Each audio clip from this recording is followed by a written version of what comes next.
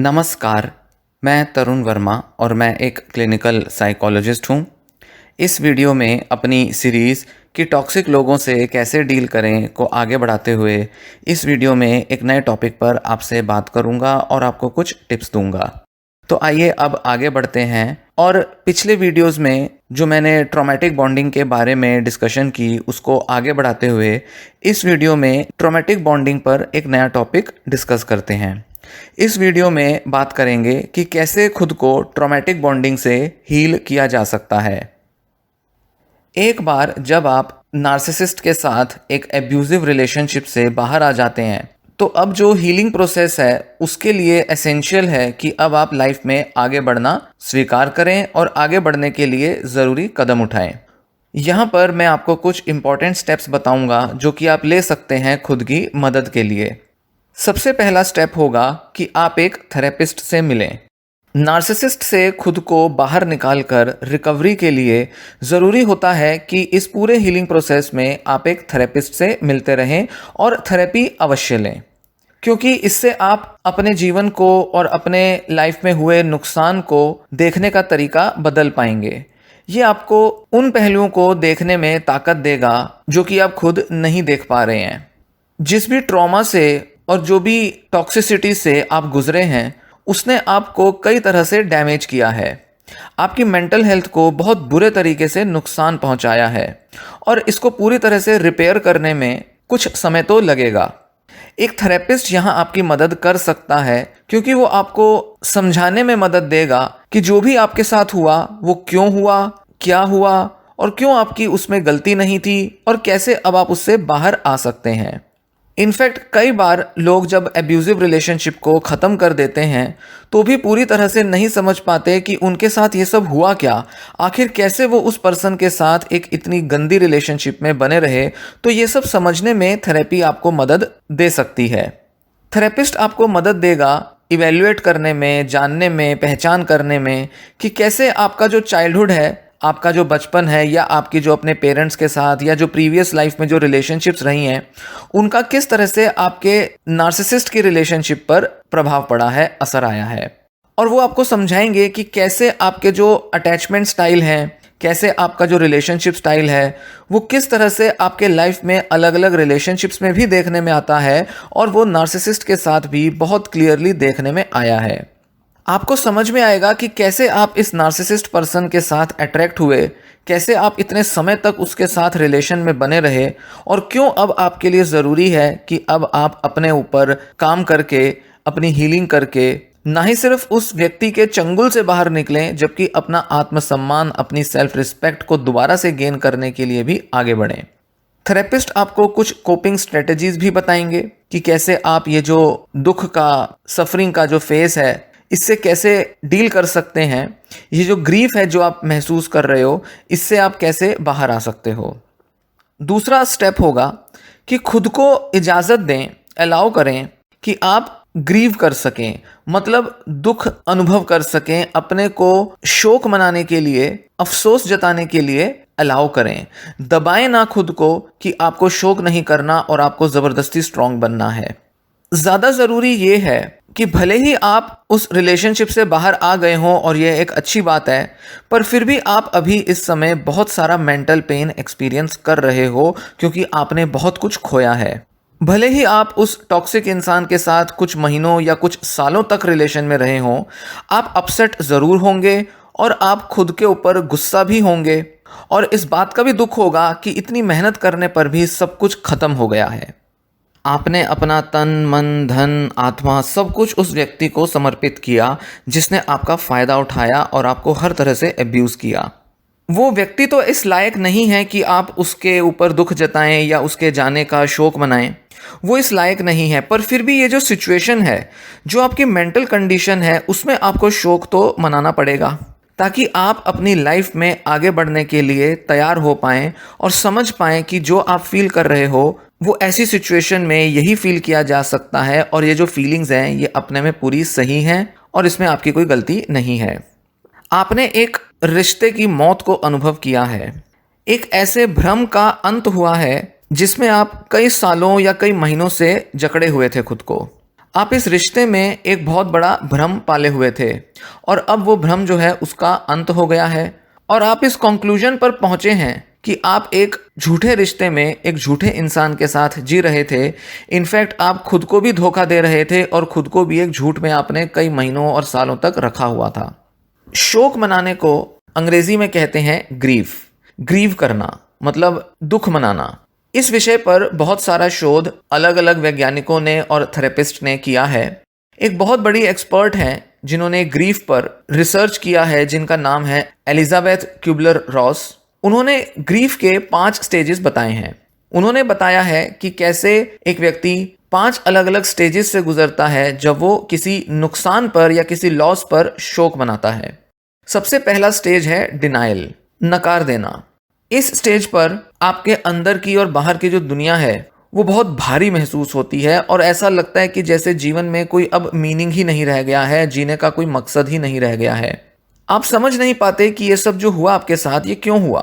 आप एक बहुत बड़े शॉक में आ जाते हो, झटका लगता है, डिनाइल में चले जाते हो कि जो हुआ वो नहीं होना चाहिए था, वो कैसे हो सकता था, आप ही के साथ क्यों हुआ। इस तरह के कई सवाल मन में रहते हैं और आप स्वीकार नहीं पाते कि जो हुआ वो सच में आप ही के साथ हुआ और आपने उसमें बहुत सी पीड़ा महसूस की। आप ऐसा महसूस करते हो जैसे आप में कोई इमोशंस ही नहीं आ रही, आप नंब हो चुके हो, ऐसा लगता है। और कई बार ऐसा सोचते हो आप कि इस जीवन का अब क्या फ़ायदा, अब जीने का तो कोई मकसद ही नहीं रहा, क्यों ज़बरदस्ती अब हम जिंदा रहें। सुसाइडल थॉट्स आ सकते हैं आपको। आप जीने के कई अलग अलग रीजंस ढूंढोगे, पर जब आप अपने जीवन में पीछे झांक कर देखते हो तो जो कुछ भी हुआ उसको डिनाई करना या उससे बहुत चौंक जाना, ये सब आपको कुछ समय के लिए कोप करने में, इस सच्चाई का सामना करने में मदद देता है। डिनाइल एक ऐसा तरीका है जिससे कि हम अपनी जो ग्रीफ से जुड़ी जो फीलिंग्स हैं उससे डील करने का एक तरीका ढूंढ लेते हैं। वो हमें मदद करता है कि हम जिस व्यक्ति या जिस लॉस के लिए शोक बना रहे हैं उससे जैसे तैसे करके गुजारा कर लें या उसको सहन कर लें। ये नेचर का, प्रकृति का तरीका है जिससे कि हम मुश्किल हालातों को स्वीकार पाते हैं। जैसे जैसे समय बीतता जाता है आप इस बात को एक्सेप्ट करने लगते हैं कि हाँ, अब वो रिश्ता टूट चुका है, ख़त्म हो चुका है और अब आप उस व्यक्ति को खो चुके हैं और अब आप खुद से बड़े सारे सवाल करने लगते हैं। ये वो समय आता है जब आपकी असल में हीलिंग जो है वो शुरू होती है। अब आप स्ट्रांग बनने के लिए आगे बढ़ चुके हैं। अब आप तैयार हैं कि आप अपनी जो डिफ़िकल्ट फीलिंग्स हैं उनका सामना कर सकें, बजाय इसके कि बस आप उसे नकारते रहें और खुद को दोष देते रहें या खुद से नेगेटिव सवाल पूछते रहें। अब आप खुद को सही तरह से जानने और समझने के लिए तैयार हो चुके हैं। दूसरा स्टेज आता है ग्रीफ का, एंगर, क्रोध, गुस्सा। गुस्सा बहुत ज़रूरी होता है जिससे कि हीलिंग प्रोसेस को आसान बनाया जा सके। लग सकता है कि आप में जो बदलाव आए हैं, आपके अंदर जो इतना चिड़चिड़ापन और गुस्सा भर गया है, ये सब जैसे कभी ख़त्म ही नहीं होगा, जैसे आप खुद का या दूसरों का नुकसान कर बैठेंगे और लगता है कि जैसे ये जो पूरा जो पेनफुल प्रोसेस है ये कभी अंत ही नहीं होगा। पर आपको अपने गुस्से को एक्सेप्ट करना होगा और उसे समझना होगा। जितना ज़्यादा आप अपने को इजाज़त देते हैं कि आप इस इमोशन को एक्सेप्ट करें, इसको फील करें, उतना ही ज़्यादा आप पाएंगे कि गुस्से की जो पकड़ है आप पर वो अब कम होती जा रही है। मतलब अब आप धीरे धीरे गुस्से को कम होता हुआ पाएंगे और ऐसे में ही हीलिंग होनी शुरू हो जाएगी। इस एंगर वाले स्टेज पर आप और भी कई दूसरी नेगेटिव इमोशंस को एक्सपीरियंस करेंगे। हर व्यक्ति का इमोशनल एक्सपीरियंस ग्रीफ के दौरान और ख़ासकर इस सेकेंड स्टेज के दौरान अलग अलग होता है और जैसे जैसे आप इस स्टेज से गुजरते जाएंगे आप और ज़्यादा अपनी उन इमोशंस और थॉट्स को समझते जाएंगे।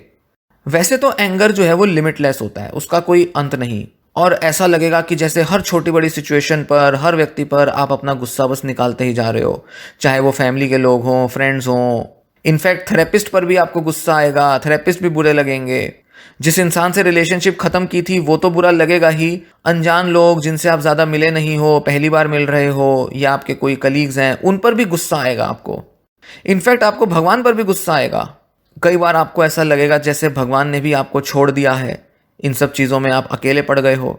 ये सब इसलिए होता है क्योंकि आपके अंदर जो दर्द है, पीड़ा है, उसको ढकने का काम करता है आपका गुस्सा। ऐसे समय में बहुत ही नेचुरल बात है कि आप ऐसा महसूस करें कि आपको अकेला छोड़ दिया गया है, फेंक दिया गया है और आप भटक रहे हो और कोई रास्ता नहीं मिल रहा है कि क्या करना है या कहाँ जाना है। इसलिए इस क्रोध में, गुस्से में आप बहुत बुरा और बहुत ही अकेला महसूस करोगे। पर फिर भी इस गुस्से में एक स्ट्रेंथ है, एक ताकत है। ये एक ऐसा तरीका बनता है जिससे कि आपके अंदर जो लॉस की फीलिंग्स हैं उसको भरा जा सके, कुछ समय के लिए ही सही, पर एटलीस्ट आप अपने को किसी इमोशन से भरा हुआ पाते हैं। शुरू में तो ऐसा लगता है कि जैसे जो ग्रीविंग प्रोसेस है इसमें आप भटक गए हो, इसने आपको भटका दिया है। जैसे कि समुद्र में आप कहीं भटक जाते हो, किसी ओशियन के बीच में फंस गए हो और पता ही नहीं कि कहाँ जाना है या क्या करना है, क्या पकड़ें क्या ना पकड़ें, कौन सी दिशा लें। इसलिए जब आप गुस्से में आते हो तो गुस्सा आपको एक रास्ता ढूंढने की तरफ मोटिवेट करता है। वो कहता है कि कुछ रास्ता तैयार करो, कोई ब्रिज बनाओ, किसी चीज से कनेक्ट करो। इतना बड़ा समंदर है, उसमें कुछ ऐसा ढूंढो जिसके सहारे आप आगे बढ़ सको, ताकि आपको ये ना लगे कि आप लॉस्ट हो और कोई आपको राह दिखने लगे जिसकी मदद से आप धीरे धीरे चलते चलते इस ग्रीफ के स्टेज से बाहर आ जाओ। वैसे तो एंगर कोई अच्छी फीलिंग नहीं है, गुस्सा करना, दूसरों पर बेवजह भड़कना अच्छी बात नहीं है, पर डिनाइल के मुकाबले तो बेहतर है कि कम से कम आप कुछ फील तो कर ही रहे हो। क्योंकि लंबे समय तक डिनाइल में रहने से हम जितना भटक जाते हैं उतना एटलीस्ट हम एंगर के स्टेज पर नहीं भटकते।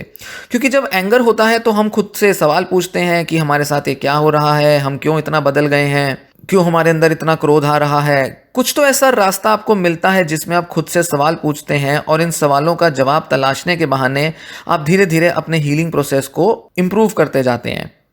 पर डिनाइल के स्टेज में लंबा समय तक रहने से आप खुद से भी झूठ बोलते हैं, आप खुद को भी धोखे में रखते हैं और जो नुकसान आपका हुआ है उसकी भरपाई करने के लिए पूरी तरह से खुद की मदद नहीं कर पाते। इनफैक्ट ये एंगर ये भी दर्शाता है कि आप अपने पार्टनर से कितना प्रेम करते थे। ये उसकी इंटेंसिटी भी बताता है, क्योंकि अब उस पार्टनर के लाइफ से जाने के बाद अब आपके अंदर बहुत सारा क्रोध बचा रह गया है। ये एंगर उस लव का बिल्कुल ऑपोजिट फीलिंग है। इसीलिए जब लव का लॉस होगा तो एंगर तो आएगा ही। पर हील करने के लिए ज़रूरी है कि आप खुद से प्रेम करें। जितना ज़्यादा आप सीखोगे कि कैसे आप खुद से प्रेम कर सकते हो, उतना ही ज़्यादा आपको क्रोध भी आएगा। आपको फ्रस्ट्रेशन होगी कि कैसे आपने खुद को इतना अलाउ किया उस इंसान के साथ रिलेशन में रहने के लिए। वो इंसान आपको इतना बुरे तरह से ट्रीट करता रहा, फिर भी आप उस रिलेशन में रहे, आपको गुस्सा आएगा। जब आप ये सब इमोशंस एक्सपीरियंस करेंगे तो अपने को थोड़ा स्पेस दें, कहीं घूमने चले जाएं, किसी अकेली जगह पर चले जाएं, कोई बीच पर चले जाएं जहां पर आपको कोई सुन ना सके, और ज़ोर से चीखें, ज़ोर से रोएं। सारी जो नेगेटिव एनर्जी है उसे रिलीज़ करें। अपने दिमाग से, शरीर से जो भी नेगेटिविटी है उसको बाहर निकाल दें। जितनी बार कर सकते हैं ऐसा उतनी बार करें। कहीं जा नहीं सकते तो घर पे ही करें। कोई तरीका ढूंढें जिससे कि आप नेगेटिव इमोशंस को रिलीज़ कर सकें। बस ध्यान रखें कि आप अपने को हार्म ना करें, नुकसान ना पहुंचाएं, अपने को काटें ना, अल्कोहल वगैरह ड्रिंक ना करें, ड्रग्स वगैरह मत लें। क्योंकि आपका मन करेगा कि ये जो मेंटल पेन है इसको दूर करने के लिए या इसको शांत करने के लिए कुछ ड्रग्स ले लिए जाएं, पर इससे आपको डबल नुकसान होगा, क्योंकि ड्रग की एडिक्शन पड़ सकती है। इसलिए बेहतर होगा कि आप अपनी इमोशंस को फेस करें, क्योंकि यही वो तरीका है जिससे कि आप खुद को दोबारा से विक्टिम बनाने से रोक सकते हैं। नहीं तो आप ड्रग्स लेंगे, थोड़े समय तक आप परेशान रहेंगे, फिर उससे बाहर आ जाएंगे और अपनी इमोशंस को अगर आपने फेस नहीं किया होगा तो दोबारा से इसी तरह का कोई ना कोई बॉन्ड फिर किसी के साथ बना लेंगे। पर अगर आप इस पूरे साइकिल को हराना चाहते हैं तो सबसे पहले ज़रूरी होगा कि आप खुद को नुकसान ना पहुंचाएं और थोड़ा संयम के साथ, पेशेंस के साथ काम लें। तीसरा स्टेज है बार्गेनिंग। बार्गेनिंग कुछ ऐसा होता है जैसे कि व्हाट इफ स्टेटमेंट्स। आप खुद के साथ कुछ समझौता करने की कोशिश करेंगे, खुद को ज़बरदस्ती समझाने की कोशिश करेंगे। क्या पता ऐसा हो जाता, क्या पता ऐसा कर लेते, नहीं क्या पता सब ठीक हो जाए। कुछ ना कुछ ऐसा खुद को एक्सक्यूज़ देने की कोशिश करेंगे जिससे कि आप थोड़ी देर के लिए उम्मीद बंधा सकें कि शायद वापस जाना या उस पर्सन के साथ रिजॉल्व कर लेना बेहतर हो। कितना भी डिस्ट्रक्टिव क्यों ना रहा हो आपका रिलेशन, फिर भी आपका मन कई बार करेगा कि उस रिलेशन में वापस चले जाएं, क्योंकि उस इंसान का आपकी लाइफ में ना होना ये आप स्वीकार नहीं पा रहे। आपको जो दर्द हो रहा है, गुस्सा है, परेशानी है, आप इसको दूर करने के लिए कोशिश करेंगे कि किसी तरह से रिलेशनशिप में वापस चले जाएं। आप पुराने दिन याद करेंगे जब सब अच्छा था, आप कोशिश करेंगे कि शायद वो पुराने दिन लौट आएँ, या तो खुद ही कुछ प्लानिंग करेंगे, या आपका जो पार्टनर है अगर आप उससे बात कर लेते हैं तो वो आपको इस तरह के आश्वासन देगा, एश्योरेंस देगा कि हाँ सब कुछ पहले जैसा हो जाएगा, सब कुछ ठीक हो जाएगा। आप खुद से सवाल करेंगे कि क्या मैं एक अच्छी पार्टनर बन सकती थी, क्या मैंने कुछ गलतियाँ की हैं, काश मैं ऐसा ना करती या ना करता तो सब ठीक हो जाता, क्या पता मैं उसको इतने ताने ना देता, काश मैंने उसके ऊपर वो गुस्सा ना किया होता, काश मैंने उसे ये शब्द ना बोले होते, या मैंने उसके फैमिली मेम्बर से या उसके काम को लेकर इस तरह से बिहेव ना किया होता। किसी ना किसी तरह से आप खुद पर सवाल करते रहेंगे और कोशिश करेंगे खुद को कुछ ऐसा समझाने की या अपने मन में कुछ ऐसे सवालों के जवाब ढूंढने की जिससे कि आपको मोटिवेशन आ जाए और आप फिर से उस पर्सन के पास वापस चले जाएं। बार्गेनिंग और गिल्ट ये दोनों साथ साथ चलते हैं। एक तरफ बार्गेन भी करेंगे और दूसरी तरफ गिल्ट भी महसूस करेंगे। आपको लगेगा कि जो भी सब बुरा हुआ वो आपकी गलती थी, ये जो रिलेशन टूटा ये आपकी कुछ गलतियों की वजह से हुआ। और फिर आप सोचेंगे कि क्या क्या किया जा सकता था, क्या अलग हो सकता था जिससे कि रिलेशनशिप काम कर जाती, वर्क करती। पर क्योंकि आप जानते हो कि अब वो पार्टनर आपकी लाइफ में दोबारा कभी नहीं आएगा, या आप उस पर्सन को अब दोबारा कभी लाइफ में नहीं लाना चाहते, आप डिसाइड कर चुके हैं कि अब आपको मूव करना ही है आगे फ्यूचर में, तो आप खुद से भी बार्गेनिंग करने लगेंगे। अपनी इस दर्द की जो पीड़ा है उसके साथ भी कोई ना कोई समझौता करेंगे। जैसे आप खुद को कहेंगे कि मैं कुछ भी कर दूंगी या कुछ भी कर दूंगा जिससे कि मुझे ऐसा फील ना हो, कुछ नया करूंगा, कुछ अलग करूंगी जिससे कि मुझे ये सब परेशानी ना हो। खुद से आप ऐसे प्रॉमिसेस करोगे कि अच्छा अगली बार रिलेशनशिप में जाऊंगी या जाऊंगा तो ये गलतियां तो मैंने बिल्कुल नहीं दोहरानी, अगली बार तो मैं अपने को बिल्कुल बदल डालूंगा, बिल्कुल बदल डालूंगी। आप खुद को बड़े बड़े प्रोमिस देने लगोगे, आप खुद के साथ बड़े बड़े वादे करने लगोगे। ये समझना ज़रूरी है कि इस तरह के जो भी स्टेजेस होते हैं जिनके बारे में यहाँ बात हो रही है, इनकी कोई टाइम लिमिट नहीं होती। ऐसा नहीं है कि 1 से 2 महीने के अंदर ये सारे स्टेजेस ख़त्म हो जाएंगे। ये महीनों से सालों तक चल सकते हैं स्टेजेस। कई बार तो कुछ लोगों के लिए कुछ दिन या कुछ घंटों तक ही बने रहते हैं ये स्टेजेस, पर कई बार इनको सालों भी लग सकते हैं। और ये कोई ऐसे स्टेजेस भी नहीं है जो कि एक सीक्वेंस में चलते हैं कि पहले डिनाइल आया, फिर एंगर आया, फिर बार्गेनिंग आई और फिर आगे के स्टेजेस आए। नहीं, आप इन स्टेजेस में आगे पीछे झूलते रहेंगे। कभी एंगर आएगा, कभी गिल्ट होगा, कभी बार्गेनिंग होगी, तो कभी फिर से डिनाइल होगा, तो ऐसे चलता रहेगा। पर जब एक बार बार्गेनिंग वाला स्टेज खत्म हो जाएगा तब आपका जो पूरा अटेंशन है वो प्रेजेंट पर आने लग जाएगा। आप अपने को खाली महसूस करोगे, आपको और भी ज़्यादा परेशानी महसूस हो सकती है, और आपका जो ग्रीफ है, शोक है, वो और भी ज़्यादा इंटेंसिफाई हो जाएगा। बहुत ज़्यादा अकेलापन आप महसूस कर सकते हैं। इसके बाद अगला चौथा स्टेज आता है डिप्रेशन का। क्योंकि आप इतना हताश और इतना अकेला महसूस कर रहे हैं, बार्गेन भी कर लिया, गुस्सा भी कर लिया, इतना हेल्पलेस फील कर रहे हैं कि अब आप डिप्रेस होना शुरू हो जाएंगे। लगेगा कि जैसे आप दिन ब दिन डिप्रेस्ड होते जा रहे हैं, कोई उम्मीद ही नहीं बची लाइफ में, वर्थलेस फील करते हैं, किसी से ज़्यादा शेयर भी नहीं कर पा रहे, कोई समझ भी नहीं पा रहा, कॉन्फिडेंस भी इतना गिर चुका है, खाना पीना बंद हो गया है, नींद नहीं आ रही है। तो धीरे धीरे आप पाएंगे कि आप डिप्रेशन में जाते जा रहे हैं। आपको ऐसा लगेगा कि जैसे कहीं अटक चुकी है लाइफ, एक ऐसे कुएं में आप गिर चुके हैं जिससे बाहर निकलने का अब कोई उपाय ही नहीं रहा। ज़रूरी नहीं कि जिस डिप्रेशन को आप महसूस कर रहे हैं वो कोई साइकेट्रिक डिसऑर्डर ही हो, मतलब जो डिप्रेसिव डिसऑर्डर होता है, ज़रूरी नहीं कि आपको बीमारी हो चुकी हो और आपको इसके लिए दवाओं की ज़रूरत पड़े। पर फिर भी ये जो ग्रीविंग प्रोसेस है, इसमें ये डिप्रेस्ड फील करना, हताश और अकेला महसूस करना, वर्थलेस फील करना, ये इसका पार्ट होता है।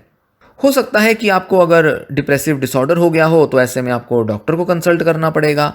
पर कई लोगों को ग्रीविंग प्रोसेस में बहुत डिप्रेस तो महसूस होता है, पर फिर भी डॉक्टर्स उन्हें डिप्रेशन का डायग्नोसिस नहीं देते, क्योंकि डिप्रेशन के डायग्नोसिस के लिए कई दूसरे फैक्टर्स देखने पड़ते हैं, सिम्टम्स को पहचानना पड़ता है।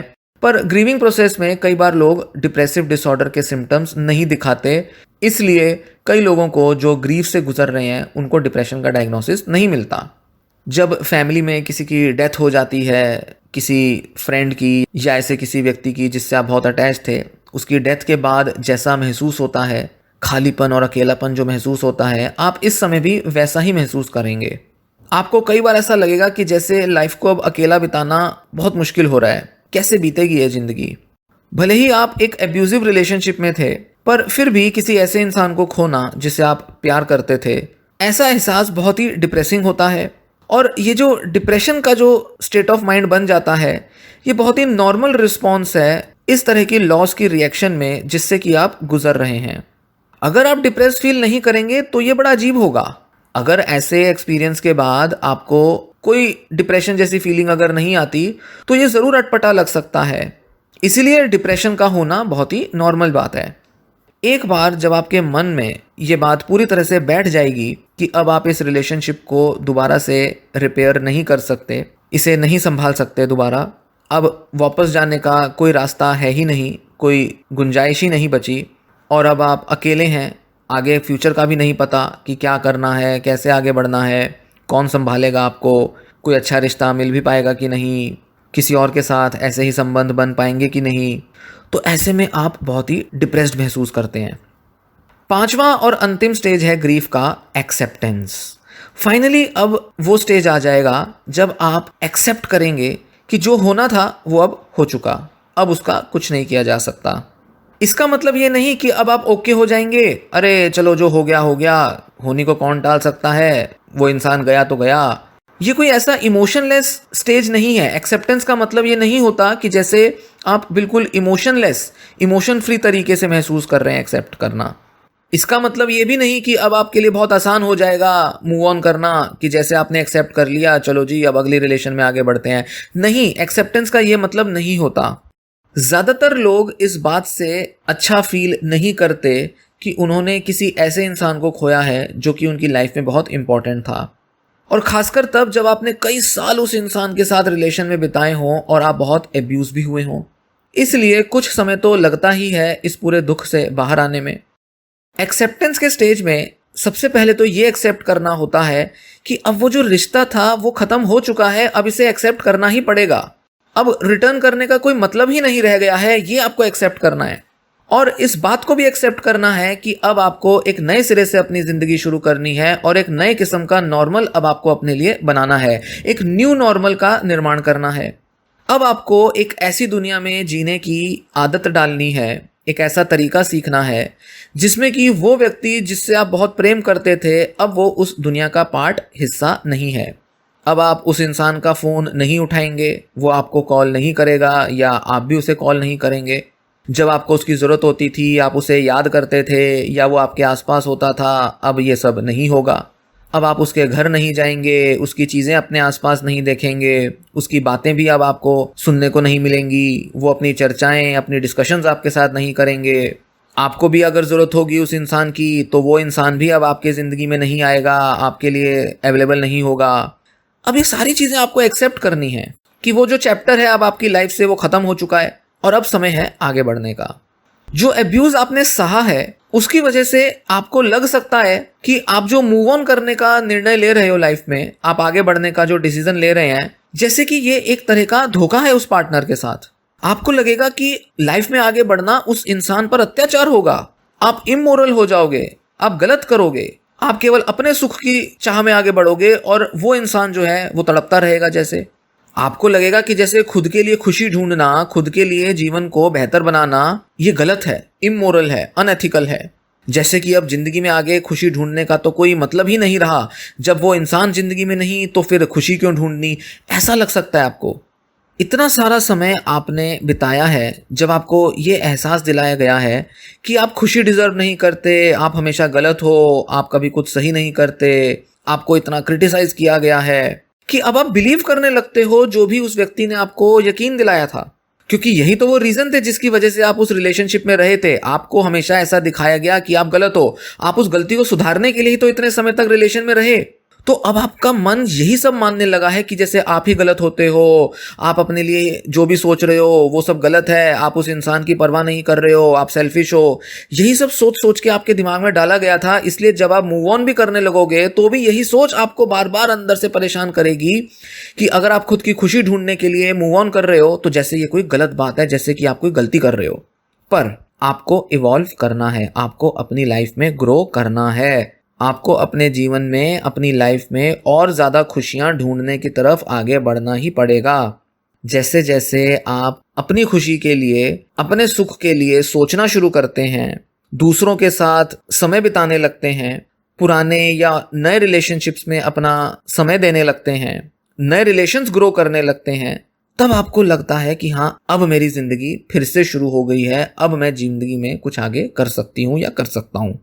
पर फिर भी ये सब इतना आसान तो नहीं होगा।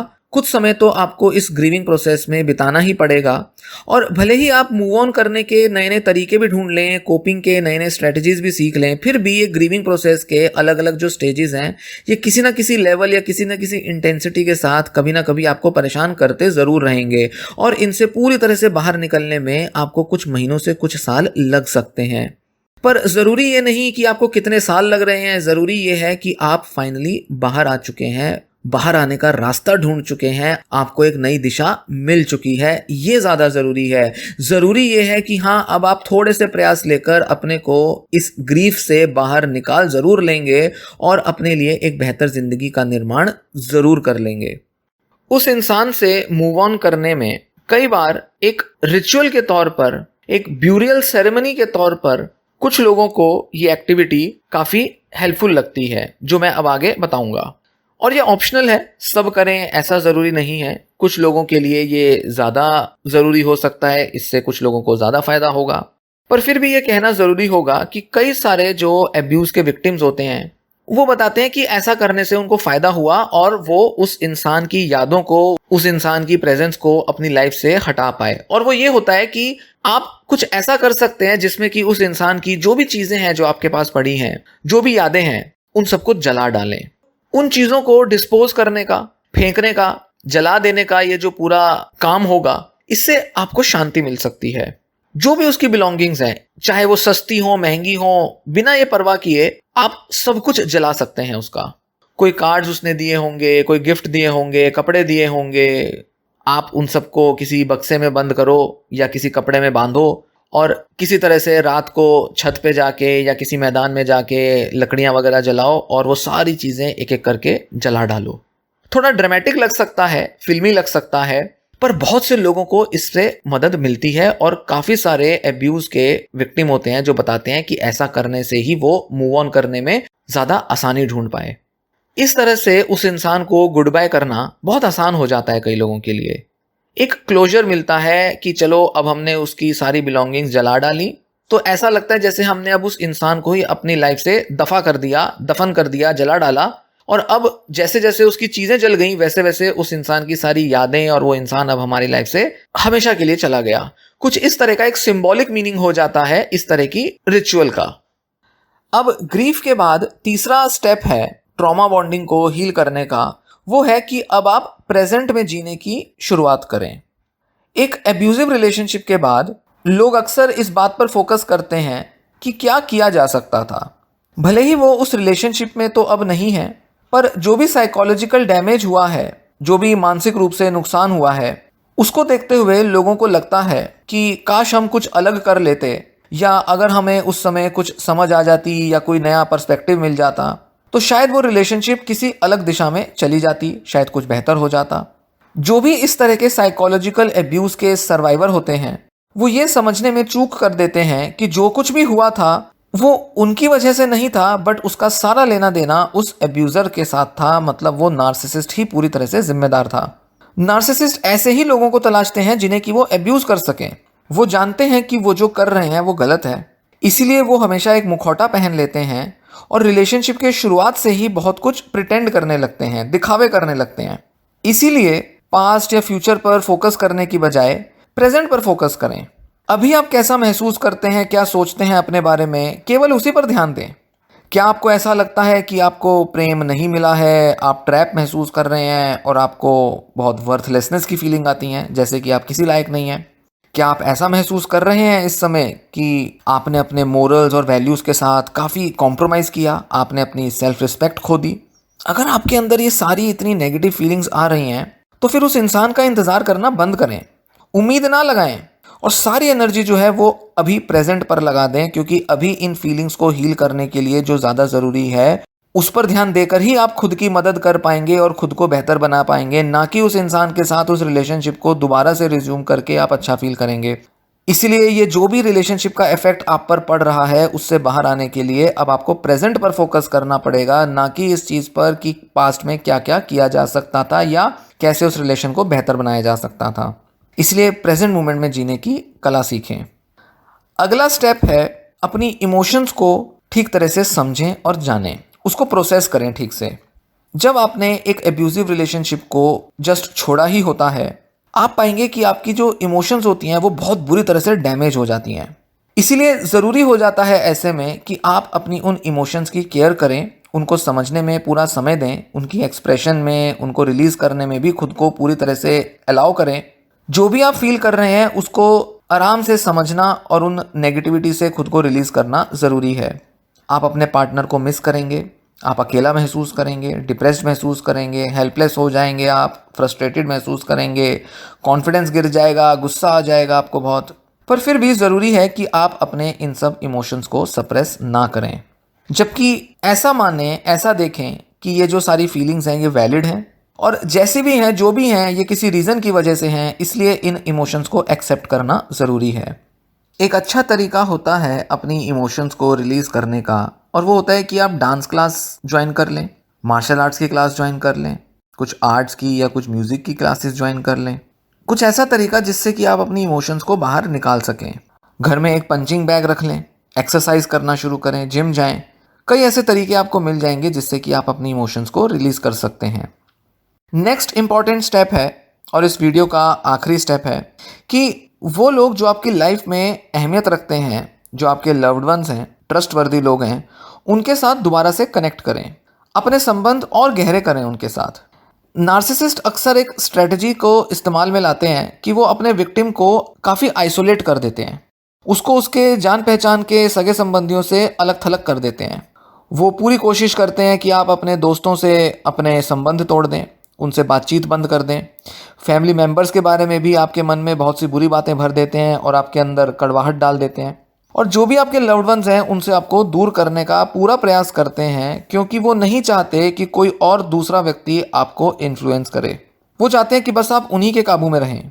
अगर ये सब आपने भी एक्सपीरियंस किया है, अगर आप भी अपने जान पहचान के लोगों से अलग थलग पड़ गए हैं, तो थोड़ा प्रयास लें और उन लोगों के साथ दोबारा से अपना कनेक्शन बनाना शुरू करें। जिन लोगों से आपका एक समय संबंध था उनसे दोबारा जुड़ने की कोशिश करें। थोड़ा सा एम्बैरेसमेंट ज़रूर महसूस होगा, थोड़ी शर्मिंदगी होगी, क्योंकि इन लोगों से आपने शायद कई महीनों या सालों से बात भी नहीं की है या इनके साथ कुछ बुरा व्यवहार किया है, ऐसा भी हो सकता है। पर फिर भी अगर वो मैच्योर हैं लोग, तो एक बार जब आप अपनी सिचुएशन उनको एक्सप्लेन करेंगे तो वो समझ जाएंगे, क्योंकि कहीं ना कहीं उन्होंने भी ये सब चीज़ें देखी होंगी, वो भी समझते होंगे कि क्या गलत चल रहा है रिलेशन में आपकी। तो हो सकता है कि वो सब आपकी इस परेशानी को समझें। और कुछ लोग तो शुक्र मनाएंगे कि अच्छा है अब आप उस इंसान के चंगुल से बाहर आए। ये लोग आपको एंकरेज करेंगे, सपोर्ट करेंगे, आपको आपके हीलिंग प्रोसेस में आपको सहारा देंगे। पर अगर पुराने लोगों से मिलना जुलना, उनसे फिर से संबंध बनाना आपके लिए काफ़ी मुश्किल काम है, तो फिर आप नए मौके ढूंढें, नए तरीके देखें जिससे कि आप नए लोगों के साथ कनेक्ट कर पाएँ, नए लोगों से मिलें।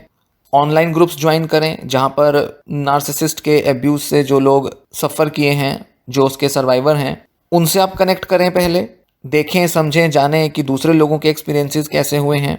कई आपको ऐसे लोग मिलेंगे जिनके अनुभव शायद आपके अनुभव से मैच करते हों। आप ऐसे किताबें पढ़ें कि नार्सिसिस्ट से सर्वाइव करने के बाद लोग अपने को किस तरह से हील करते हैं। लोगों के अनुभवों के बारे में पढ़ें, जानें। आप पाएंगे कि बहुत से ऐसे लोग हैं जिनका वैसा ही अनुभव हुआ है जैसा कि आपने किया है। आपको अच्छा लगेगा कि आप अकेले नहीं हैं इस पूरे संघर्ष में। ना ही केवल आप उन लोगों से खुद को रिलेट कर पाओगे, जबकि उन लोगों ने अपने को कैसे हील किया है, इससे भी आप काफ़ी आइडिया ले पाओगे, काफ़ी अच्छा मार्गदर्शन ले पाओगे। आप ऐसा पाओगे कि ये लोग जिन्होंने आप ही की तरह साइकोलॉजिकल एब्यूज़ का एक्सपीरियंस किया है, इनसे रिलेट करना तो ज़्यादा आसान है उन लोगों से रिलेट करने के मुकाबले जिन्होंने कभी साइकोलॉजिकल एब्यूज़ एक्सपीरियंस ही नहीं किया। तो हो सकता है कि ये कुछ ऐसे लोग हों जो कि आपको हीलिंग प्रोसेस में ज़्यादा मदद दें, बजाय उनके जो कि आपके पहचान के लोग हैं, या वो लोग, चाहे वो नए लोग ही क्यों ना हों, जिनका किसी भी तरह का नार्सिसिस्ट से एब्यूज़ का एक्सपीरियंस नहीं रहा है। इस वीडियो में दी गई सारी टिप्स और सजेशंस उम्मीद है आपके काम आएंगी। इस वीडियो की डिस्कशन को अब मैं यहीं एंड करता हूँ। वीडियो पसंद आए तो वीडियो को लाइक करें और वीडियो को अन्य लोगों के साथ शेयर करें। Thanks for listening.